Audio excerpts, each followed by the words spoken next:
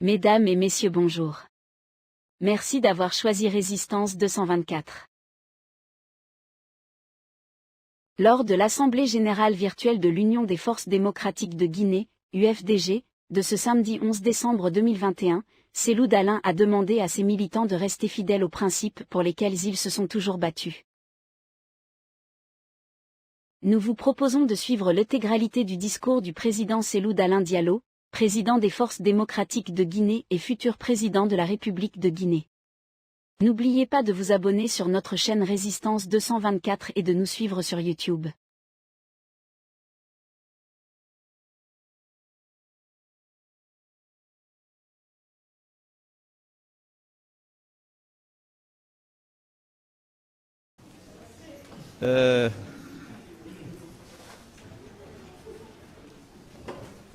Je voudrais présenter d'abord au maintien d'ordre et à tous les militants du parti mes condoléances. Nous avons perdu un homme digne qui était membre de ma protection rapprochée. Il s'agit de Ibrahima Kisoso Diallo, qui est décédé brutalement. Je voudrais vous demander d'observer une minute de silence pour le repos de son âme.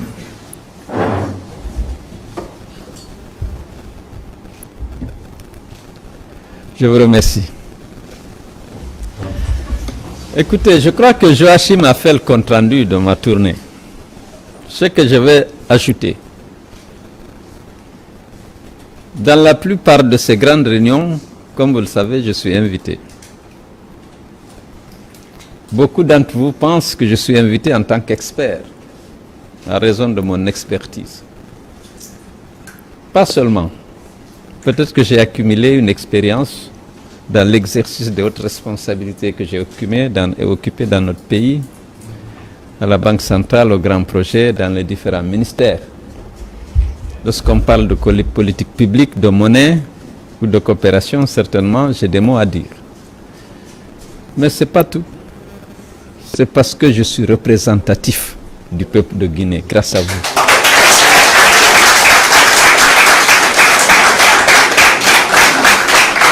C'est grâce à la confiance que vous me faites, et vous n'êtes pas seul. La majorité de notre peuple nous fait confiance. Au-delà de toutes les campagnes de calomnie, de médisance, qui ont été menées contre nous, les hommes honnêtes, les observateurs avisés savent que nous sommes attachés à la paix, à l'unité de ce pays et à sa prospérité. Malgré toute la campagne qui a été menée par nos adversaires, ils n'ont pas pu détruire cette confiance. Les Guinéens ne sont pas naïfs. Ils ont attendu, ils ont observé. Peut-être pour certains au départ, ça semblait vrai. Mais ils ont observé des années. Certes, nous nous sommes battus. Mais nous sommes toujours battus contre l'arbitraire, contre la violation de nos lois. On a voulu nous coller l'étiquette d'un parti violent. Nous n'avons jamais été violents. Nous avons été victimes du terrorisme d'État. Beaucoup de nos partisans ont été abattus. Beaucoup de nos militants ont subi des exactions et des injustices et parfois des humiliations. On n'a jamais voulu répondre par la violence.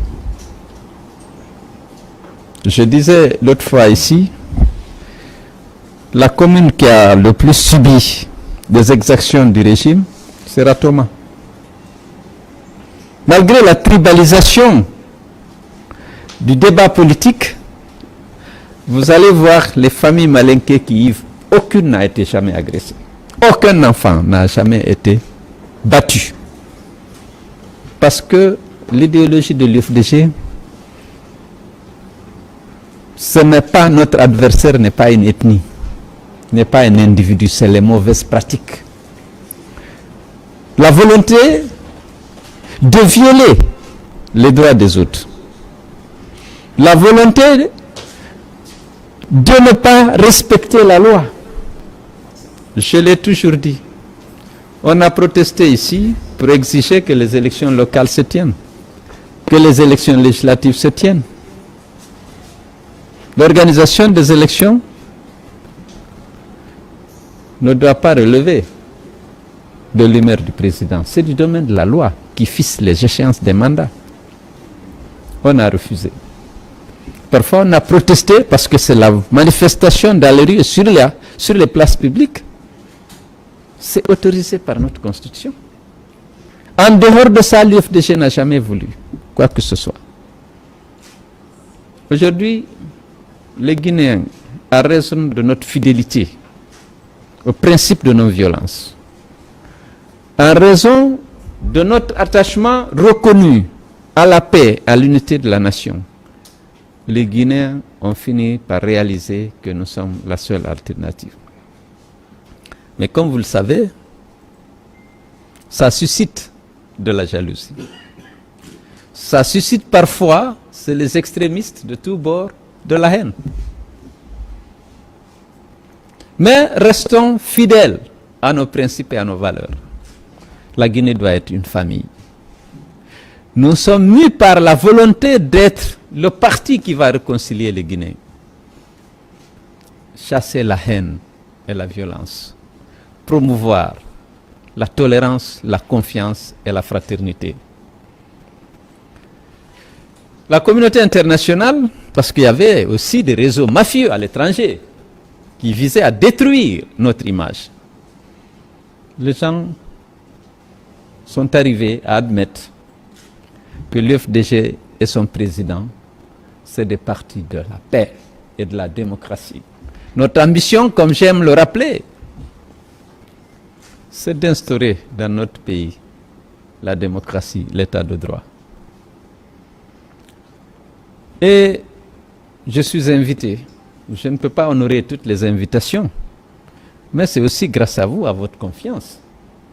Lorsqu'on parle de paix et de sécurité en Afrique, on me sollicite, on me demande de venir donner ma contribution. Lorsqu'on parle de refondation de la relation euro-africaine, on m'appelle, on dit qu'est-ce que vous en pensez. Lorsqu'on parle de monnaie commune de la CEDEAO, on m'appelle. Mais c'est parce que aussi je représente quelque chose d'important. Beaucoup de Guinéens nous font confiance, malgré les calomnies, malgré les campagnes d'intoxication. Et donc, je vous demande de rester fidèles. Fidèles à nos principes et à nos valeurs. On ne veut pas de compromission. On veut qu'il y ait le droit, que le droit soit respecté, que la justice soit respectée, et qu'on redonne au peuple de Guinée le choix, la liberté, la souveraineté de choisir ses dirigeants, au niveau local, au niveau législatif et au niveau présidentiel. Seul le peuple de Guinée a le droit de rejeter. Il faut qu'on lui donne le choix là. Nous nous battons aussi pour ça. C'est ça la démocratie. C'est au peuple de choisir. Ce n'est pas à un autre de dire, bon, voilà, lui, il ne doit pas ou il ne doit pas. Alors, naturellement, j'ai été invité à Annecy, ça c'est à côté de la Suisse, à la 14e rencontre Europe-Afrique, organisée par l'Institut Aspen, France, que dirige Pascal Lamy. Pascal Lamy, c'est l'ancien directeur général de l'OMC, l'Organisation mondiale du commerce, et qui était commissaire aussi à l'Union européenne. Nous avons parlé, naturellement, de coopération, de négociations post-Cotonou. Il y aura un accord qui va essayer de régir les relations entre l'Europe et l'Afrique. Nous avons parlé du terrorisme, des difficultés qu'on a aujourd'hui à éradiquer ce fléau qui est à l'origine de violences inouïes dans le Sahel. Quelle solution? Voilà des débats qu'on a eus. Et nous avons fait l'objet, nous-mêmes et notre intervention, de toutes les attentions. Bon, moi je sais que je vous le dois. aussi. Après là-bas, je suis venu assister au prix qui était délivré par M. Badik Diop, qui est directeur de Promo Consulting, qui délivre des prix. Moi-même, j'ai bénéficié d'un prix en 2011. Pas cette fois-ci. En 2011, on m'a donné le corridor de la paix. Et en 2011, après les élections de 2010, lorsque ici même devant la presse, j'ai accepté les résultats proclamés par la Cour suprême pour éviter que le pays ne sombre dans des violences qui auraient pu déboucher sur la guerre civile. Je n'étais pas convaincu de la victoire d'Alpha.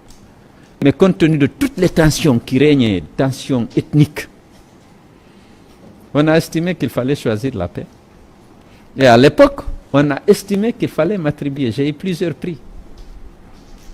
Le prix de la culture démocratique qui m'avait été attribué par l'Observatoire panafricain de la démocratie et le corridor de la paix qui m'avait été attribué à Dakar. Et le prix m'avait été remis par Madame Abdoulaye Wade. Mais en Guinée, comme on aime diffamer, calomnier, on a dit que j'ai reçu un prix du premier investisseur étranger au Sénégal. Non, mais ici, lorsqu'on affirme quelque chose de faux, même si vous démentissez 1000 fois, lorsque ça touche votre adversaire, il y a des gens qui sont recrutés pour faire prospérer le mensonge. Et c'est ça, la Guinée. Donc, j'ai assisté à ça. Bon, j'étais accompagné par une forte délégation de militants et de sympathisants de l'UFDG résidant à New York. Après là, je suis allé à Indiana. Vous savez, en pleine Covid, j'avais perdu ma tante, la dernière fille de mon grand-père. On n'a pas pu transférer le corps parce que on a enterré là. Donc je me suis allé me recueillir. Et puis récemment, mon frère Bidje, qui assistait à nos assemblées générales virtuelles, Bachir, qui est décédé là-bas, qui a été aussi enterré à côté de notre tante. Donc je suis allé présenter ses condoléances à sa femme qui n'a pas pu venir et puis me recueillir sur leur tombe. Après, je suis revenu à New York, mais lorsque j'étais à Indiana, le responsable de l'UFDG de Chicago, Al-Saini, le nouveau fédéral de Ohio, Amadou, le secrétaire, ils étaient venus à Indiana. On a eu un entretien, bien entendu, avec ces responsables du parti auquel j'ai transmis, bien entendu, vos remerciements et vos félicitations pour tout le soutien qu'ils ont apporté à la direction nationale du parti pendant la lutte contre le troisième mandat et pendant les élections du 18 octobre. Vous savez, les fédérations de l'extérieur avaient beaucoup contribué. J'avais fait le même exercice à Genève, puisque Annecy, c'est à côté de Genève. Bon, le 6 au soir, je suis venu à Genève. J'ai eu un dîner, vraiment, ils ont pris un restaurant. Et avec les militants, on a eu ce dîner-là et c'était l'occasion pour moi aussi de leur adresser vos félicitations et vos remerciements. Ils nous ont aidés financièrement pour l'entretien des prisonniers, pour la prise en charge médicale des blessés. Et vraiment, les fédérations de l'extérieur, Elhadji Diouma est là, il faut lui rendre hommage et le féliciter parce que vraiment, il a contribué à les mobiliser.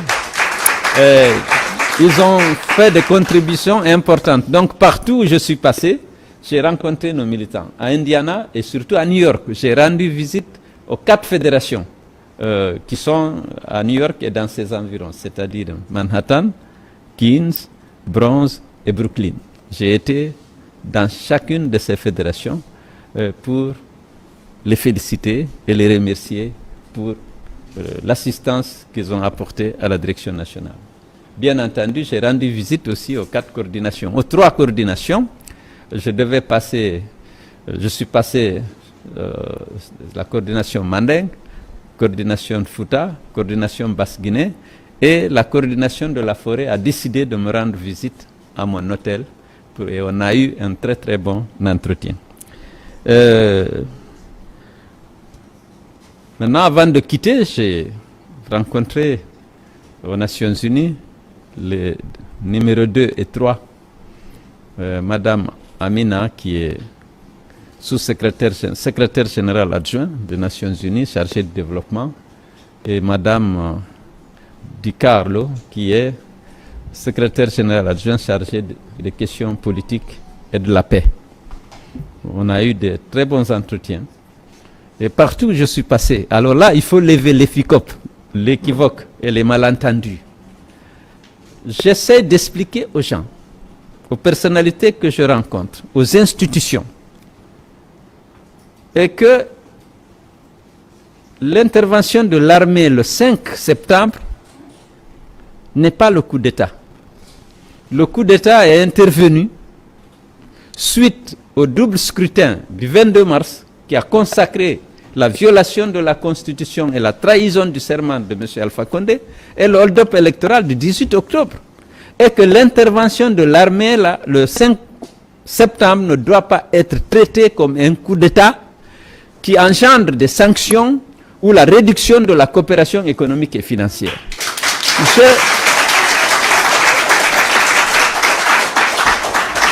Vous savez, l'UFDG n'a jamais reculé devant ses convictions. On a fait face. Lorsqu'on ne veut pas d'une chose, on l'a dit. Et on s'est battu. Et notre résilience est saluée à travers le monde. Contre la dictature d'Alpha Condé. Ici, nous sommes dans une position de soutenir l'initiative du CNRD. Et nous avons demandé, nous avons dit aux Nations Unies, c'est vous qui pouvez mobiliser les autres partenaires techniques et financiers pour soutenir le CNRD et aider la Guinée à revenir à l'ordre constitutionnel. Il n'est pas juste de les sanctionner. Leur intervention est un premier pas vers le retour à l'ordre constitutionnel. Parce qu'avec Alpha, on n'avait plus aucun recours. Ni la justice régionale, ni les organisations internationales, ni la rue, ni rien finalement. Donc, or, ce n'était pas un régime, un mandat légal et légitime qu'il était en train d'exercer. Donc, le coup d'État avait eu lieu. Et nous avons demandé de continuer non seulement l'aide publique au développement, et de la renforcer si possible, parce que les Guinéens souffrent, les infrastructures sont délabrées, beaucoup de femmes et d'hommes n'arrivent pas à assurer les 2 repas par jour. Ce n'est pas le moment de couper les vivres à la Guinée. C'est le moment de l'aider davantage pour que nous puissions aller vers l'ordre constitutionnel dans la paix et dans la cohésion. Je sais, on va dire non, c'est celle qui est allée discréditer ceci et cela, parce que c'est le dérange, mais si je ne souhaite pas, si un jour on devrait changer d'astuce, on le fera publiquement, et on l'assumera. Vous comprenez? Nous souhaitons que les engagements pris soient respectés et qu'on aille à l'ordre constitutionnel dans un délai raisonnable et grâce à des élections inclusives, libres et transparentes. Voilà. Tant que nous n'avons pas la preuve du contraire, nous considérons que c'est dans cette direction que veut aller le CNRD et nous les accompagnons, à l'intérieur comme à l'extérieur.